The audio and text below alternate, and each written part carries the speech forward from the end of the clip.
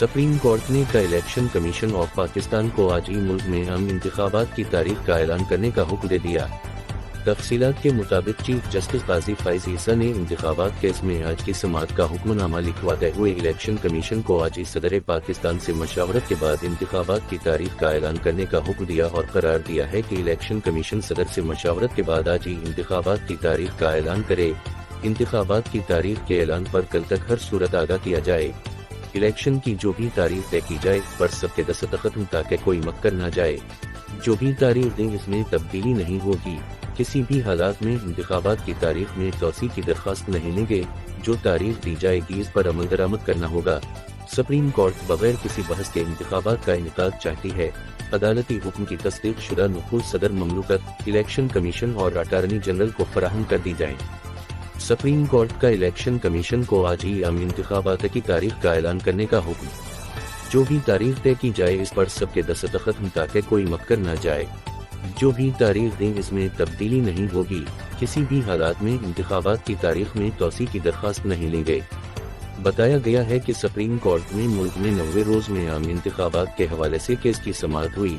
Chief justice قاضی فائز عیسیٰ کی سربراہی میں 3 رکنی بنچ سماعت کر رہا ہے، جہاں الیکشن کمیشن نے انتخابات کے شیڈول سے متعلق سپریم کورٹ کا آگاہ کیا اور بتایا کہ جنوری 29 کو حلقہ بندیوں سمیت تمام انتظامات مکمل ہو جائیں گے، جس کے بعد 11 فروری کو ملک بھر میں انتخابات ہوں گے۔ وکیل الیکشن کمیشن نے بتایا کہ ابھی 3 سے 5 دن حتمی فہرستوں میں لگیں گے۔ 5 دسمبر کو حتمی فہرستیں مکمل ہو جائیں گی۔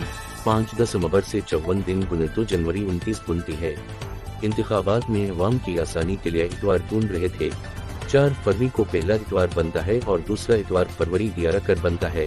ہم نے اپنے طور پر یہ فیصلہ کیا کہ فروری 11 والے اتوار کو الیکشن کروائے جائیں۔ اس موقع پر عدالت نے وکیل الیکشن کمیشن سے استفسار کیا کہ کیا صدر اس تاریخ پر آن بورڈ ہیں۔ اس پر وکیل الیکشن کمیشن نے جواب دیا کہ ہم صدر کو آن بورڈ لینے کے پابند نہیں۔ الیکشن کے اس موقع پر سپریم کورٹ نے الیکشن کمیشن پر اظہار برہمی کیا اور چیف جسٹس نے ریمارکس دیا کہ الیکشن کمیشن صدر سے مشاورت پر اتنا ہچکچاہٹ کا کیوں شکار ہے۔ صدر مملکت بھی پاکستانی ہے۔ صدر مملکت کے ساتھ الیکشن کمیشن بات چیت کرے۔ کسی کو اعتراض ہے اگر الیکشن کمیشن صدر سے مشاورت کرے۔ قبل ازیں دوران سماعت جسٹس اطہر من اللہ نے ریمارکس دیا کہ عوام کی رائے جاننے سے بہتر اور کیا ہو سکتا ہے۔